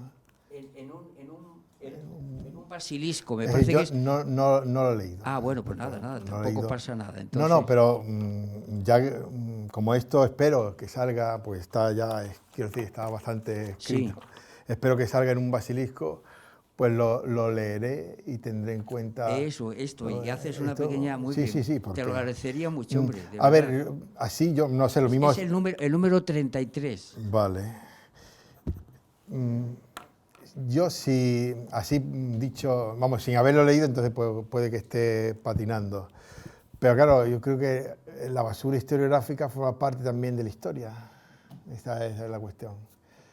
Yo lo he dicho, puede que sea una falsa reliquia del siglo IV, pero es una verdadera reliquia del siglo IX. Es decir, para conocer el siglo IV no nos sirve, ciertamente, pero para conocer el siglo IX es clave. Sí. Es que lo has dicho, es beta 2.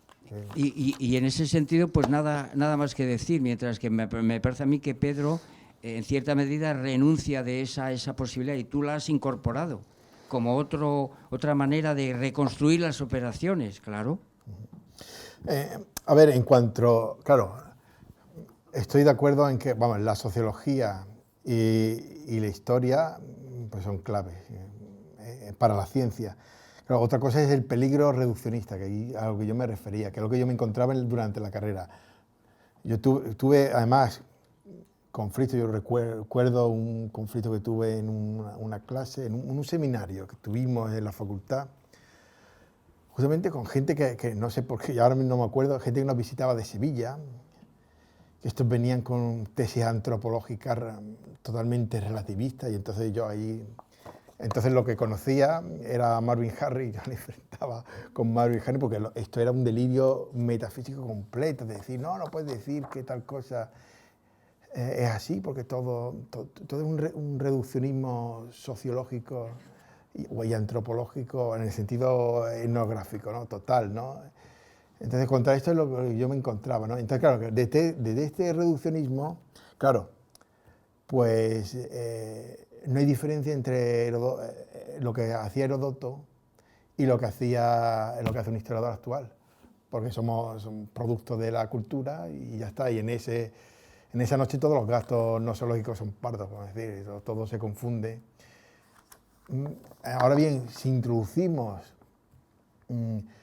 lo que yo creo que las llamadas ciencias auxiliares, que no son ciencias, son disciplinas tecnológicas, porque todo esto además parte... Yo intenté hace tiempo escribir un artículo que se quedó sin hacer para el Basilisco sobre nosología de la paleografía. De esto viene también de entonces. Porque yo tenía mucho interés en la paleografía y además después reconstruyéndolo, claro, los profesores nos ponían mucho énfasis en la identidad. No, el texto que transcribe tiene que ser idéntico, si no te suspendo. Ahora, claro, eso es falso, en cierta manera, porque la identidad, es decir, cuando se hace una transcripción paleográfica, si tú mantienes la identidad de los grafos, pues no lo entenderías. Es decir, tienes que transformar los grafos, hay una transformación que no es idéntica, transformas en grafos, en una gótica cortesana, la transformas, se apoya a la tipología actual, y lo que mantienes invariable, o pretende, es el plano semántico. Entonces, esa identidad que decía el profesor, pues no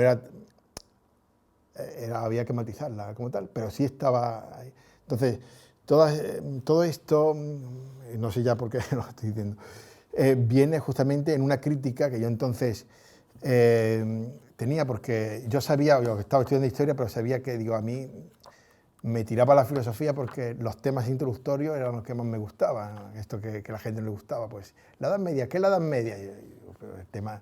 El concepto de edad media, pero ¿sabían los de la Edad Media que estaban en una Edad Media? Ese tipo de preguntas, que además se despachaban rápidamente, ¿no? Ese era el primer tema y ya pasamos ya a la historia que nos interesa, que es normal, por otra parte. Pues entonces, todas estas cuestiones nosológicas pues, me interesaban, y me interesaba mucho el reduccionismo, la cuestión del reduccionismo, y sobre todo del historicismo y del socialismo, la reducción de todo a la sociedad, ¿Y qué es eso de sociedad? Pues eso es todavía más oscuro que lo que es la historia. Entonces, esto como me lo encontraba en la facultad, pues era frente a lo que yo, de forma espontánea, que esto es lo que he dicho, ¿no? Pues esa actitud que uno tiene de forma espontánea, pues de la dialéctica que hay en la misma clase, pues ya sí intento recomponerla. Entonces, no es porque no sea importante la sociología o la historia, por supuesto que son importantísimas.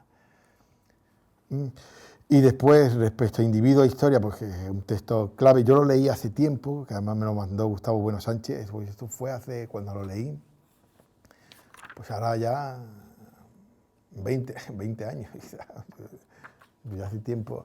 Y claro, yo ahora no lo tengo fresco, pero sí es cierto que esa crítica es clave en Aristóteles. Aristóteles ahí da el clavo.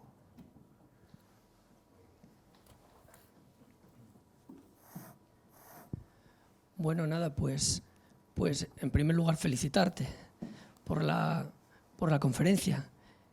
A mí me ha gustado mucho, sobre todo, esa parte donde te introduces en cuestiones ontológicas, con la idea de ego trascendental y con la idea de materia ontológico general. A mí me parece fenomenal y me ha gustado. Habrá que leer, porque otra cosa es escuchar y luego habrá que leer el artículo y simplemente te voy a comentar una serie de cosas que me sugiere lo que has dicho.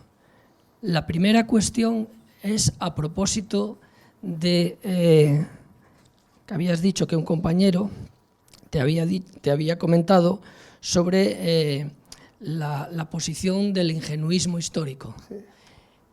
Y que no la encontrabas por ninguna parte.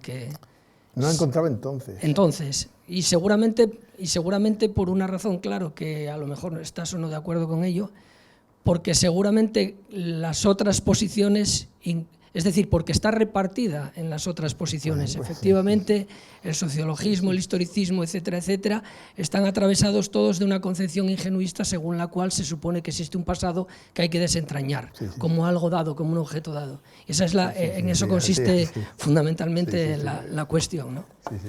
Y la otra es respecto a las metodologías, lo siguiente que voy a comentar. Sobre todo la metodología beta 1.2, tal como la has descrito. Porque claro, la metodología beta 1.2 en la historia, seguramente que se da cuando analizamos la historia como historia con letra minúscula. Es decir, son las operaciones las que envuelven a las operaciones. Por ejemplo, las operaciones de César, las que envuelven a las operaciones de Vercingetorix, ¿no? Y efectivamente, pero el historiador no tiene acceso a esas operaciones, en realidad, porque esas operaciones se dan a través de la Guerra de las Galias, y esa ya es una reliquia, relato y un relato, por supuesto, y otra serie de cosas. Entonces, como ejemplo, en este caso de la historia, es más difícil ponerlo, ¿no? Yo estoy hablando de lo que llamo el plano pi, es decir, de los sujetos que han operado con la reliquia desde que se ha constituido. Sí, pero para eso no estamos suponiendo entonces esa idea ingenua de la historia. No, por eso mismo introduzco la crítica. Esto ya presupone la dialéctica. No, por supuesto no te puedes plantear... No te puedes plantar como diciendo, está ahí el pasado y voy a acceder a él, sino eso forma parte dentro de la dialéctica en el que vas detectando que hay reliquias pues, que han sido manipuladas a lo largo del tiempo. Uh-huh. Esta es la idea que mantengo. Bien, bueno, dialécticamente. No es que... ya se dé, yo ya lo dé como esto hay que construirlo y es anómalo, hay continuamente volver hacia adelante, para atrás. Otro problema que tiene la historia, que no lo había dicho también para cerrar, es que pueden surgir nuevas reliquias que hagan modificar pues, la construcción que tenemos del pasado. Quiero decir que más, quiero decir que aparece un texto que aparezca nuevo, pues puede traer mucha cola, sobre todo en la antigüedad y tal. Bien, nada, simplemente era problematizarlo y escuchar tu opinión al respecto. Otra es que no había acabado y como él... Ay, perdón. Sí, otra cuestión es la de las metodologías alfa 2, situación 1, que es el ejemplo de la domesticación del trigo. Porque la domesticación del trigo yo lo vería más bien como alfa 1, porque o te remites a cuestiones de tipo estadístico genérico, o es que pasaría lo mismo que con la situación del maíz. El maíz que fue domesticado por los aztecas o por los precedentes de los aztecas, pues es lo mismo, es la selección de una mazorca de una mazorca que tenía una carrera de granos y la van seleccionando cuando aparecen en los cultivos una mazorca con 2 carreras de granos hasta que con el paso del tiempo, pues ahora bien, si nos remitimos a cuestiones de tipo genético, a la genética, estamos en alfa 1, se ha segregado todo tipo de operación del sujeto. Si introducimos al sujeto, el maíz está apareciendo ahí como alfa 2.2 casi, porque es la estructura cultural la que lo estaría produciendo. Y pasaría lo mismo con la oveja. La oveja parece ser que proviene del muflón y hay una selección de aquellos muflones cuya pelambre crece pero no cae, no se renueva todos los años. En esa selección se consiguen especímenes o individuos que acaban siendo transformados en oveja, es decir, aquel tipo de mamífero que le crece el pelo constantemente sin que le caiga estacionalmente, ¿no? Pues lo mismo, podíamos buscar esto a través de la genética, pero si lo buscamos a través de la genética es alfa 1. Y es el mismo ejemplo de una polémica que se da mucho en biogeografía, que es la polémica de si el castaño fue introducido por los romanos sustituyéndolo en las cotas pertinentes hasta los 600 metros aproximadamente o 500 metros, sustituyéndolo por el roble, o si el castaño se extendió, diríamos, a través de mecanismos florísticos. Entonces, bueno, pues hay quienes defienden por estudios palinológicos que se extiende por mecanismos florísticos y otros a través de textos, pero entonces ahí lo que estamos es ante y esto lo dice Gustavo Bueno más o menos, o más o menos igual, en el Estatuto Gnoseológico de las Ciencias Humanas. Lo que estamos es ante el proceder de dos ciencias completamente diferentes. El castaño recorrido a través de la invasión de los romanos es propio de una ciencia determinada, mientras que el castaño transmitido a través de los estudios palinológicos, etcétera, y estaríamos en dos ciencias completamente. Y la polémica son las contradicciones entre esas la paradoja entre esas dos ciencias. Por una parte, pues la biogeografía o la palinología, y por otra parte, pues la historia de los relatos que cuentan los propios romanos cuando transportaban las castañas como forma de alimentación mediante las legiones, ¿no? Bueno, y esto me lleva a plantearte otra cuestión, que es la cuestión de las identidades sintéticas. Y claro, el problema de la historia, el problema de la identidad sintética es que cuando la identidad sintética está dada, podemos hablar de una ciencia que tiene un cierre categorial. Es decir, es a partir de la identidad sintética, y esa identidad sintética, los nexos paratéticos entre los términos, los nexos paratéticos son nexos sustanciales. Y en el caso de la historia a mí me parece eso más difícil, que los nexos sean sustanciales precisamente por mor del fantasma, claro, porque eso requiere las operaciones. Entonces me parece más difícil afirmar la identidad sintética en la ciencia de la historia en general, porque cuando se construye esos nexos que se dan no son nexos sustanciales, no porque las reliquias requieren que acudamos a los fantasmas para que los nexos, las concatenaciones históricas de los planes prolépticos se den, mientras que en el caso de las ciencias que consiguen establecer el cierre categorial a partir de la identidad sintética, los nexos que se dan entre los términos son nexos sustanciales, y eso remito otra vez a Gustavo Bueno en el Estatuto Gnoseológico de las Ciencias Humanas, y en alguna otra parte de la que ahora ya no recuerdo dónde lo leí porque se lee tantas cosas que, bueno, y eso es todo, ¿no? Eso, pero por lo demás, ya te digo que tú... A ver, empiezo por lo último. Vamos, yo, aunque es cierto que la ciencia supone identidades sintéticas, yo lo que quería remarcar es que no siempre donde hay identidades sintéticas hay ciencia. Esto creo yo que es clave. Bueno, aquí me comprometo. Se pueden llegar a verdades, identidades sintéticas, y no haber ciencia justamente porque no se produce el cierre, porque se pueden llegar a establecer nexos sustanciales en arqueología y tal, pero no consiguen nunca crear un cierre justamente por la escasa consistencia, porque no se pueden componer con otras conexiones. No se pueden recomponer. No lo sé, pero si yo no interpreto mal lo que he leído de la teoría del cierre, es que la teoría del cierre viene a decir que el cierre categorial, es decir, la ciencia nunca es antes del cierre. ¿Qué?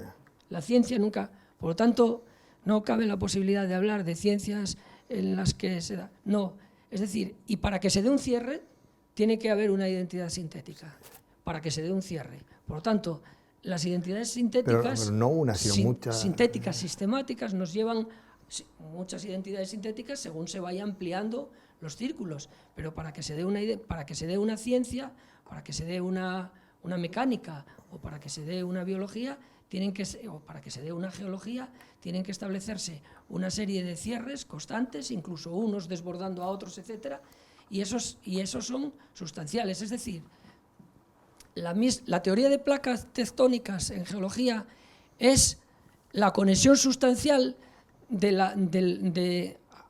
la conexión sustancial de las mismas placas, chocando y dando origen a pliegues ageosinclinales, etc. Es la conexión sustancial. Si introducimos un sujeto, un demiurgo, que separe o junte las placas tectónicas, esa conexión ya no es sustancial. Me parece que esa es la cuestión, pero bueno, quiero decir, me parece que es así, no hay... Tendría que estudiarlo con más detenimiento. Yo creo que comparto, de hecho es un problema para que se constituya, pero que sí se pueden llegar a ciertas identidades sustanciales, se puede establecer, pero muy débiles y siempre muy precarias. Esa es la cuestión, que aunque se establezcan, pues continuamente se tienen que rectificar, por el material mismo. Pero vamos, esto requiere verlo con más detenimiento. Todo lo que has dicho, en algunas cosas, bueno, estoy de acuerdo, entonces tendría que volver a revisarlo, y de hecho me va a servir mucho para cuando ya lo redacte para el basilisco, lo tendré en cuenta y lo revisaré. Bueno, el artículo Relatos y Reliquias es del Estatuto Nosológico. Ahí. Quiero decir que requiere revisión constante, porque además es que también es tan vasta la obra de Bueno que uno se pierde. Justamente uno diga, ¿y dónde he leído esto? Ahora, gracias a la Fundación, está casi todo digitalizado y es más fácil buscar, pero muchas veces, y como no esté digitalizado, pues te cuesta encontrar. Porque no es anecdótico, esta es la cuestión. Porque es ese matiz que da Bueno a una cosa o a otra. Un poco he citado el artículo sobre la información de Bueno, que es buenísimo, el artículo del 96. Entonces, claro, son tantos matices, porque Bueno dice, nos remites a su idea de causalidad, pero ahora voy a establecer una cuaterna, no tres. Entonces son esos matices que Bueno va haciendo, para todo lo que dicen que Bueno, que si era un dogmático, para nada. Es conforme el material que analizaba y que entraba en cuestión, las ideas brotan de ese material, no son externas, no es que Bueno tenga la idea y la aplica, ¿no? Es el propio material el que Bueno, con el que construía. Y eso es quizás, y aquí, lo que nos puede faltar a nosotros como discípulos, creo yo, muchas veces. Esto ya es me incluyo, quiero decir, tenemos el sistema y vamos a aplicarlo ahí, pero eso no debiera ser así. Es el propio material. Claro, quizás el sujeto, quizás como experiencia vital lo vive así, ¿no? Tengo el sistema, lo he leído y lo voy a aplicar, pero nosológicamente no es así.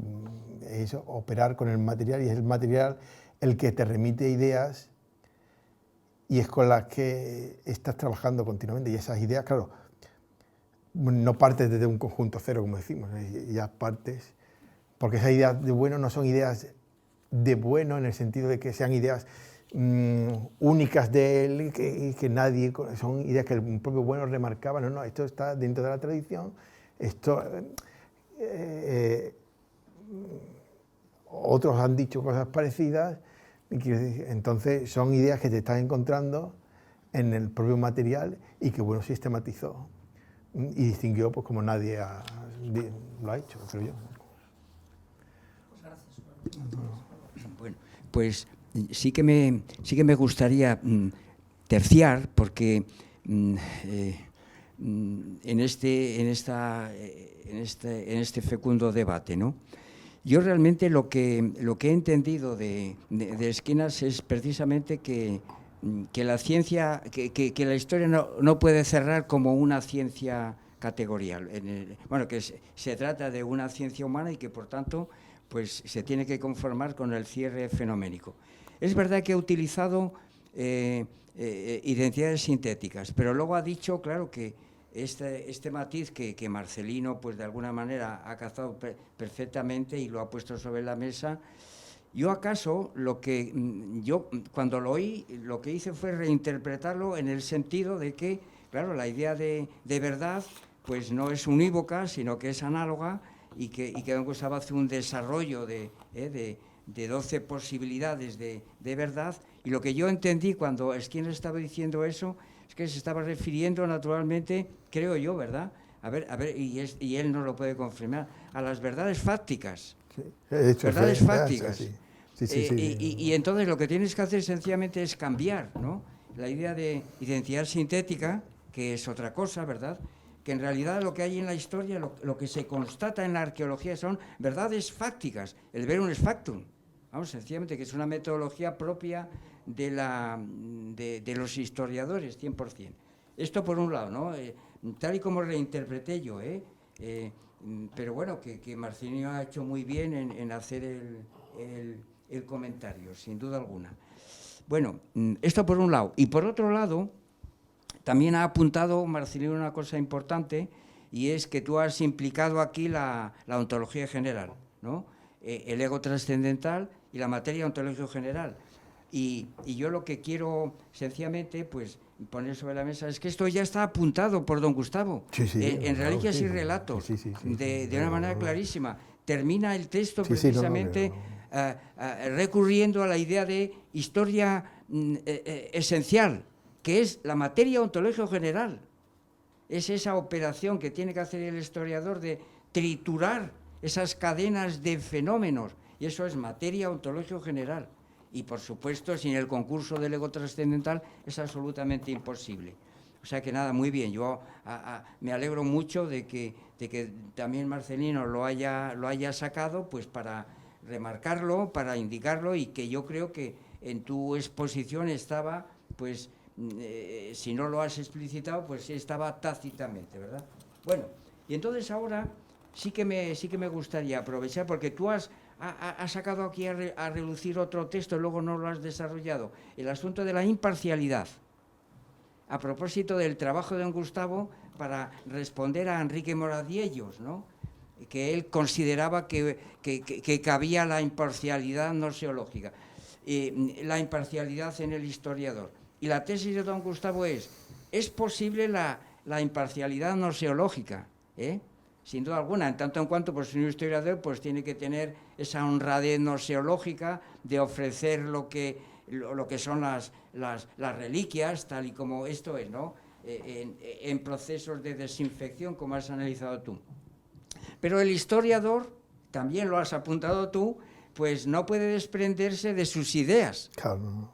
Por tanto, digamos que él, y aquí, por tanto, el enfoque sociológico es fundamental. El estado del mundo de un historiador es absolutamente imprescindible. Lo es también para un físico, pero digamos que ese componente que es las nematologías, en todo caso pueden tener su influencia en lo que sería el momento del descubrimiento. Cuando una ciencia física cierra, eso se va pero el historiador permanece continuamente. Y por tanto, no cabe la imparcialidad. Bueno, yo tenía preparada una anécdota, además la voy a sacar a colación porque tiene que ver con...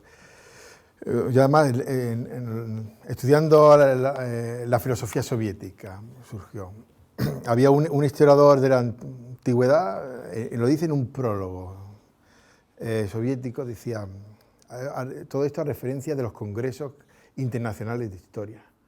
Y él decía, sorprendentemente, bueno, en todos los congresos, pues claro, Guerra Fría, porque todavía parece que está la cosa coleando, ¿no? Todavía, pues, los historiadores soviéticos y los americanos, pues, en todas las secciones de los congresos, pues, se peleaban. enfrentamiento. Pero curiosamente, donde no había ningún enfrentamiento, es cuando hablábamos de la historia de Mesopotamia y de Babilonia, de por qué ellos pensaban que eran dioses falsos, nosotros también. Ellos pensaban que eran explotadores, nosotros también. Quiero decir, ahí ese presente no forma parte del presente de esos historiadores. Sin embargo, si fueran a hablar de historia del cristianismo, ahí ya cabe. Entonces, en la cuestión de moral de ellos, de alguna manera, las ideas de la época de la guerra civil están presentes, están en nuestro presente. Entonces, el conflicto no es solamente un conflicto que tenga el historiador, las ideas que tenga el historiador, es que esas ideas están en el material, ahí está. Es decir, que el enfrentamiento, claro, se produjo, de hecho, que esas ideas se enfrentaron. El estado del mundo, claro. Claro. Eso es absolutamente. Nada, muy bien, esto porque ¿quieres intervenir tú al respecto? Bueno, sí, hombre, no, sí. No, era una nota. Pues venga.